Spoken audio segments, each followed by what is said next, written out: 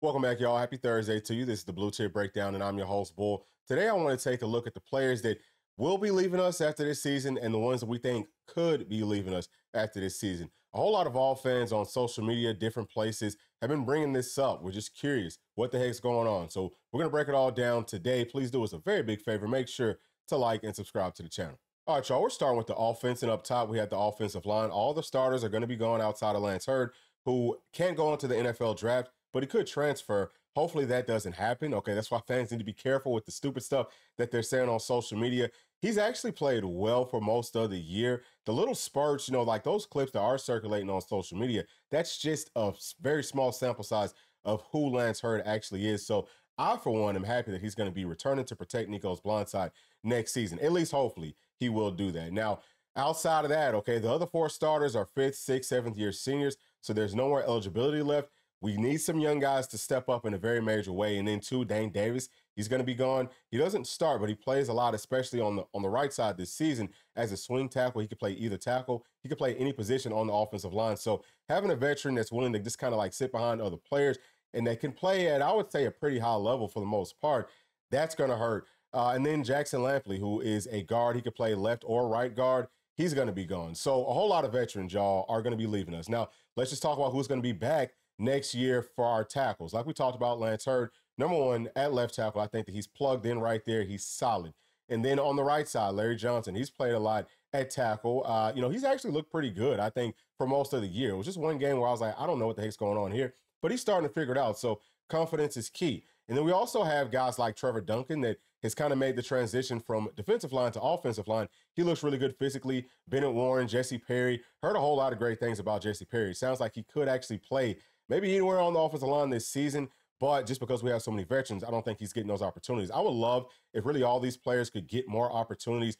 If we could blow some teams out, especially in SEC play, that would be big just for next year. But then we also have guys like Bennett Warren, who is really big. I think he's more of a right side tackle. He's going to be really good run blocking. This has to get his footwork down, which we would expect over, all this time from the start of this season or, from the start that he got on campus to next year. He should be ready. And then we also have Jeremiah Hurd, who might be the best physically put together player on this entire team. And then, oh, by the way, David Sanders is going to be coming in as a true freshman, and he could maybe plug in at one of those tackle spots. Now, the big thing about having that much depth at tackle, people who we know are physically capable of getting things done, is that, hey, maybe some of those guys could slide in and play guard for us if we need them to. So that could add some depth to that position. But just as far as the guards go, Sham Umarov is a player that could also play tackle, okay, if we need him to.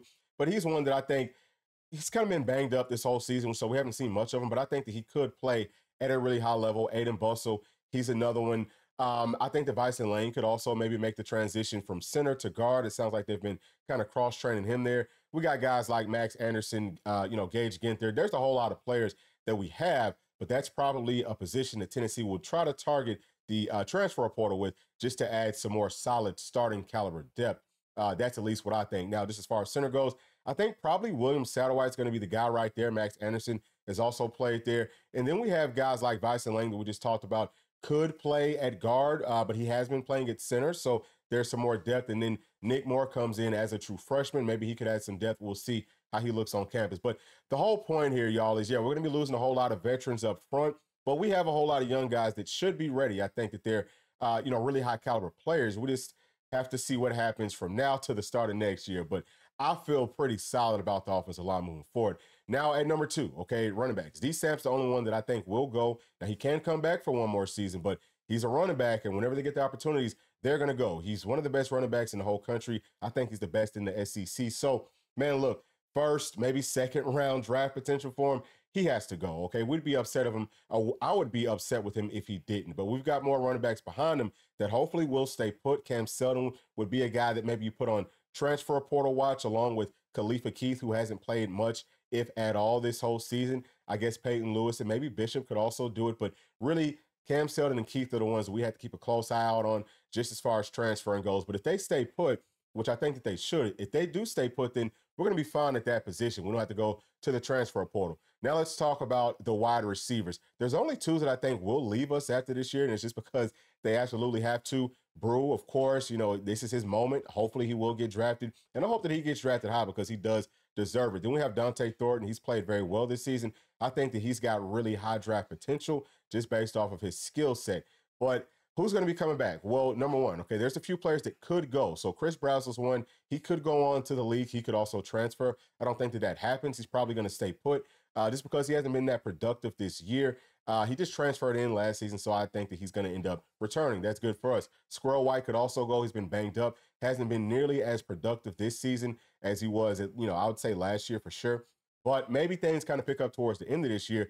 And if it does, then all these guys that we're going to talk about right now can end up going on to the draft. But right now, I think that Chris Brazel and Squirrel White will be back for next season. And then we've got guys like Chaz Nimrod, who I think is going to stay, and then also Caleb Webb, who I think will also stay. But both of those guys could transfer. So we'll see what happens with players like Mike Matthews, who I've seen be visibly frustrated. Hopefully he does stick around. But if all these players do return, Tennessee's depth at the wide receiver position is a lot more, or it's a lot stronger than I thought it would be heading into the year, because I thought that we'd have maybe 4 or 5 wide receivers try to go on pro, but at this point, I just don't see that happening. So let's talk about tight ends. Miles Kitsman is the only player that I think will be leaving us, and that's just because he's another one that absolutely has to. Hopefully he does get drafted. He's looked good so far this year, but Holden Stays could also go on to the NFL draft. I don't think that he transfers because he's played a lot. I think that he's done well, but I don't think that he's done enough for him to see his draft stock as high as he would want to for him to leave. So that tight end room is going to be really deep. We got Holden Stays, Ethan Davis. Hopefully he stays.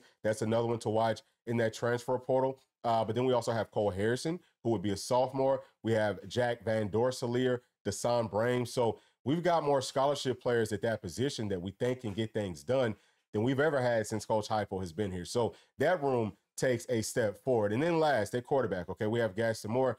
Obviously he does have to go. And that does sucks because he's that kind of like players coach, maybe not the best athlete and all that type of stuff. We got guys like Merck, who's going to step up and be the backup to Nico. And then we've got, obviously, GMAC coming up. So we should be good at that position. I think that from top to bottom, it takes a step forward from on-the-field play potential perspective. Now let's talk about defense. Up at the top, we have the defensive line. All the starters will be gone, okay? James Pierce, he could come back, but we know that he's gone, okay? He's a first-round draft pick for sure. And then we've got Big O. He has to go, and I think that he will also end up getting drafted.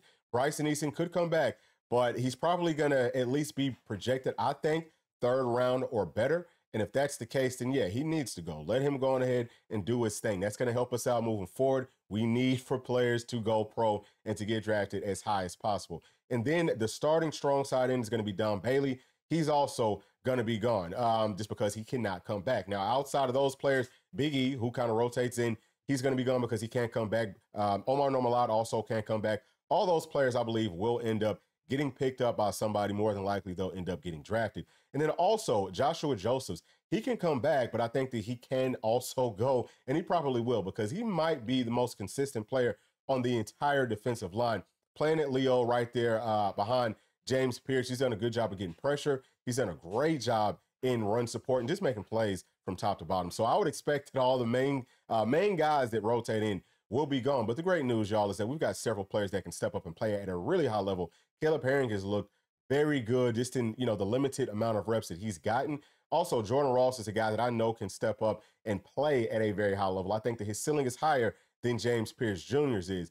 Then we've got guys like Jason Jenkins, who could go, but I think that he's going to have to come back because I don't believe that he's done enough to get himself drafted, but maybe he has. We'll see what happens right there. But then on the inside, Jackson Moore has looked really good. David Hobbs has also looked really good. We have Nathan Robinson. We still have Wallace. Several players, several freshmen, too, that will be coming in that I think can and will more than likely have to, especially on the inside, contribute for this team. But tackle's probably a spot that Tennessee would try to go to the transfer portal with just to add some depth and maybe even a starting caliber type of body. But we're going to be fine right there moving forward. We all know the Coach G, Coach Chop, Coach Ayers. They know how to get stuff done.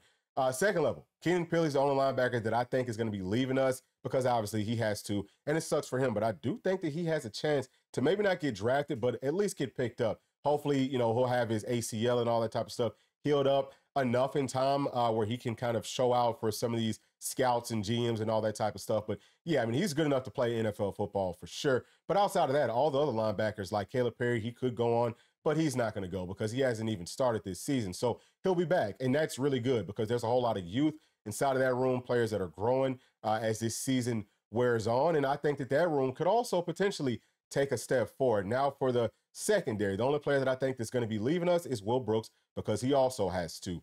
And obviously he's really, really good. We see what he's done this season.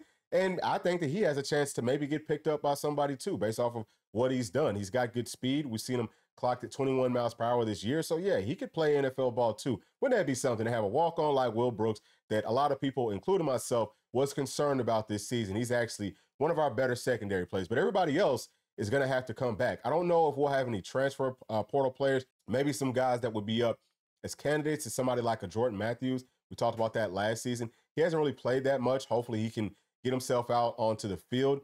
But really outside of that, I think that everyone stays put. So the defense is going to continue to climb. This, the offense, same thing, but I think that the entire team is just getting better and better. So I came into this year thinking, man, this is the season that Tennessee absolutely has to win it, because next year we're going to take that step back, and we still don't know what's going to happen for sure up front. That's the main reason that I said that. But with so many players kind of, I hate to say it, but maybe underperforming some just because they're not getting as many reps and having to come back for their, or maybe final year for some of these guys, that's going to be big. But after that, man, we're going to be losing a ton of players. But I love the way that this team is trending, and, maybe we can go back to back on them, baby. But those are my thoughts. Thank y'all for staying all the way to the end. Please let me know your thoughts down in the comment section. As always, please make sure to like, subscribe, hit that notification bell, share with your friends, family, and other volunteer fans. We'll see you on the next one. Thanks. Peace.